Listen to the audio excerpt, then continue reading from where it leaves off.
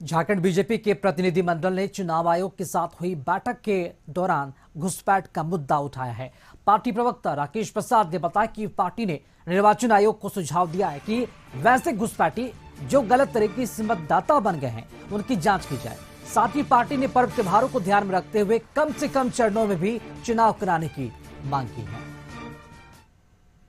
जो सबसे महत्वपूर्ण विषय उठाया है कि बांग्लादेशी घुसपैठिए इस राज्य में बड़े पैमाने पर बढ़े हैं और एक एक बूथ पर यह कहा आपका ही मानना है और उसके ब्रीफिंग में ये बात पहले आ चुका है कि एक वर्ष में 3 से 3.25% मतदाता बढ़ते हैं। उस हिसाब से 5 वर्षों के अंदर 15 से 17% मतदाता बढ़ना चाहिए। परंतु झारखंड के अनेक बूथ ऐसे हैं जिसका हम लोगों ने रिसर्च किया इस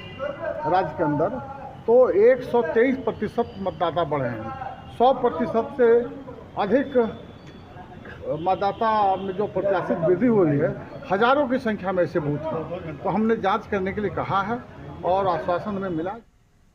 और इसी खबर पर अधिक जानकारी देने के लिए रांची से संवाददाता संतोष हमारे साथ लाइव जुड़ चुके हैं। संतोष, आगामी विधानसभा चुनाव को लेकर झारखंड दौरे पर है निर्वाचन आयोग और बीजेपी ने निर्वाचन आयोग के समक्ष घुसपैठ का मुद्दा भी उठाया है, तो क्या लगता है कि निर्वाचन आयोग किस तरह से इस मुद्दे को देख रहे, कितनी गंभीरता है घुसपैठी के मुद्दे को लेकर, और चुनाव की अगर बात की जाए तो कितने चरण में चुनाव कराने की जो योजना है वो बनाई जानी है?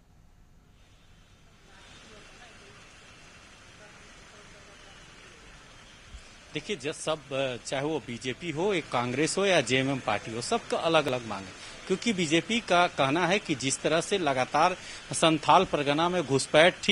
को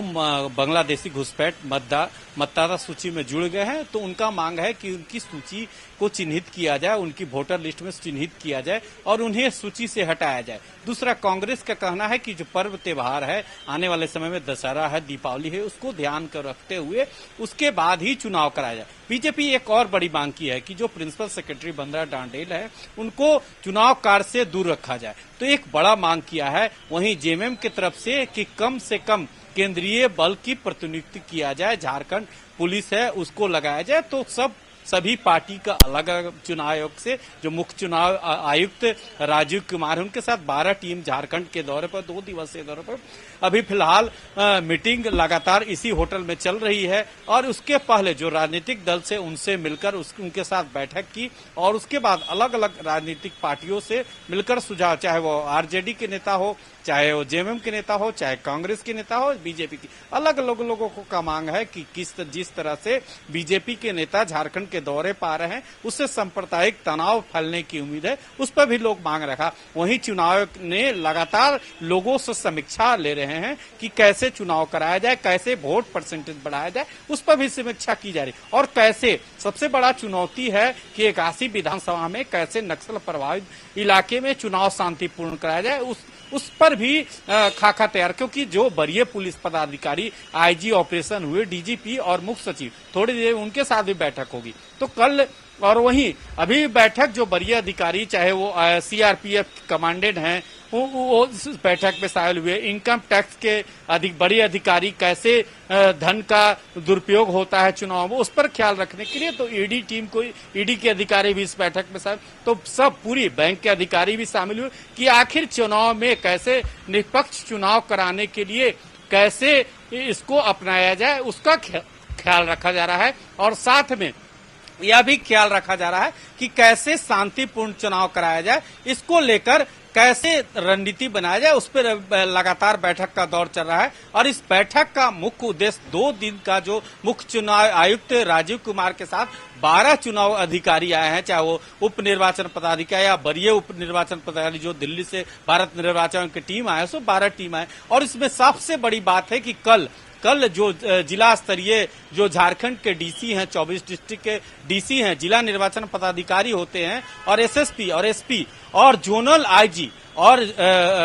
जो डीआईजी स्तर के अधिकारी हैं उनको कल, और डीजी और मुख्य सचिव को कल मैराथन बैठक घंटों होगा और पूरा निष्कर्ष लिया जाएगा कि क्या आप लोग चुनाव कराने के लिए तैयार है। तो कुल मिलाकर जो मैराथन बैठक 2 दिवसीय जो दौरा है झारखंड में मुख्य चुनाव आयुक्त राजीव कुमार और उनके टीम का, तो मैराथन बैठक, सुबह से ही बैठकों का दौर चल रहा है। लगातार कभी नेताओं से मिल रहे हैं, विभिन्न पार्टियों के नेताओं से मिले, उसके बाद फिर एक एक कर जो वरीय अधिकारी है, चाहे वो इनकम टैक्स की बात करे, चाहे पुलिस की बात करे, चाहे प्रिंसिपल सेक्रेटरी वंदना डाडेल भी आई, और इनकम टैक्स के ईडी के अधिकारी है, बैंक अधिकारी है, तो कई बड़े अधिकारी इस बैठक में शामिल हुए और सभी से उस बैठक में समीक्षा की गई कि आपके स्तर पर क्या तैयारी है। क्योंकि जैसे जब जब चुनाव होता है, चाहे वो झारखंड की बात करें या अन्य प्रदेशों में जब विधानसभा चुनाव, तो धन का कैसे दुरुपयोग होता है, उस पर रोकने के लिए कैसे बॉर्डर की संतोष, लेकिन अगर देखा जाए तो पक्ष और विपक्षी पार्टियों की तरफ से जो मांगे सामने आ रही है कि चुनाव कम से कम चरणों में कराया जाए। हालांकि सत्ता पक्ष के लोगों का कहना है कि एक ही चरण में 81 विधानसभा सीट है, एक चरण में क्या संभव है निर्वाचन आयोग के लिए कि 81 विधानसभा सीटों के लिए चुनाव करा लिया जाए, और इस बार क्या संभावना दिख रही है? क्योंकि अगर पिछले बार की बात की जाए तो 5 चरणों में चुनाव हुआ था, लेकिन इस बार कितने चरणों में चुनाव हो सकता है, ऐसी कोई संभावना?